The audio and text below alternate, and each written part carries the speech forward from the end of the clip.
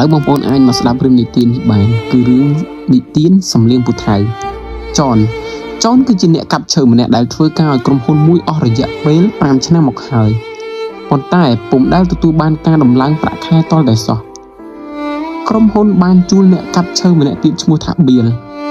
ល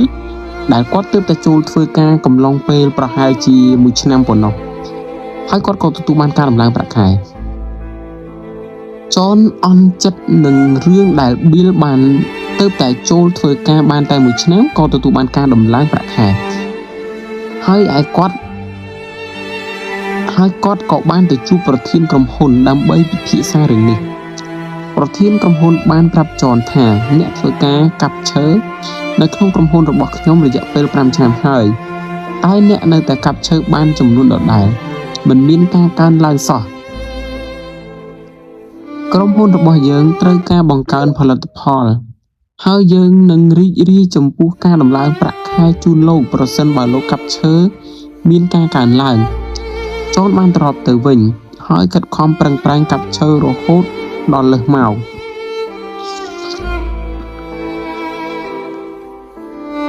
កំណត់ទៀតតែគាត់នៅតែមិនអាចកាប់ឈើបានច្រើនជាងមុនដដែលគាត់បានទៅជួបប្រធានក្រុមហ៊ុនម្ដងទៀតហើយប្រាប់ពីការខិតខំរបស់គាត់ធ្វើភាគនោះប្រធានក្រុមហ៊ុនបានប្រាប់គាត់ឲ្យទៅពិភាក្សាជាមួយបៀល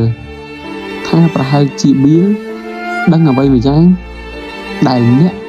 និងខ្ញុំមិនបានដឹងចនក៏បានសួរបៀលពីរបៀបដែលអាចកាប់ឈើបានច្រើនបៀលបានឆ្លើយថារៀងរាល់ពេលដែលខ្ញុំកាប់ឈើហើយមួយដើមខ្ញុំតែងតែចំណាយពេល2នាទីដើម្បីសំលៀងពូថៅរបស់ខ្ញុំហើយតើពេលណាដែលអ្នកសំលៀងពូថៅរបស់អ្នកលើកក្រោយបងអស់នោះពេលណាដែលបានពង្រឹងសមត្ថភាពរបស់អ្នកលើកក្រោយបងអស់នោះមិនថាយើងមានការអប់រំជ្រៅជ្រះនិងមានភាពរុងរឿងកម្រិតណានោះទេ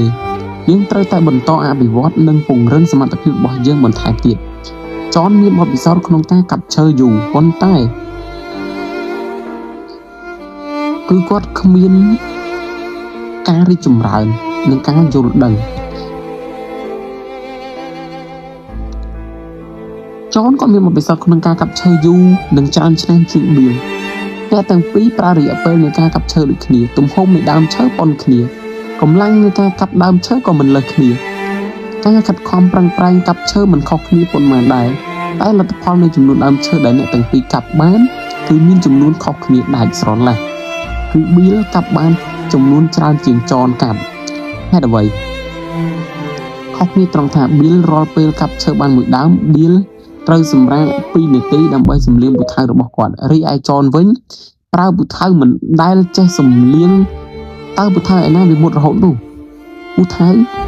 បើយើងប្រើយូរទៅវានឹងសឹករិចរិលហិលមុខក៏កាប់លេងមុតដូច្នេះអ្នកត្រូវចំណាយពេល3ទៅ4នាទីដើម្បីសំលៀងឲ្យមុតទើបយកវាទៅកាប់បានមុតល្អយ៉ាងណាមិញយើងត្រូវចំណាយពេលវេលាសិក្សារៀនសូត្រដើម្បីបន្ថែមចំណេះដឹងដែលយើងមានស្រាប់ដើម្បីអភិវឌ្ឍនិងពង្រឹងសមត្ថភាពបន្ថែមជាប្រចាំទើបយើងប្រើការវាមានប្រសិទ្ធភាពនិងមានប្រយោជន៍ច្រើន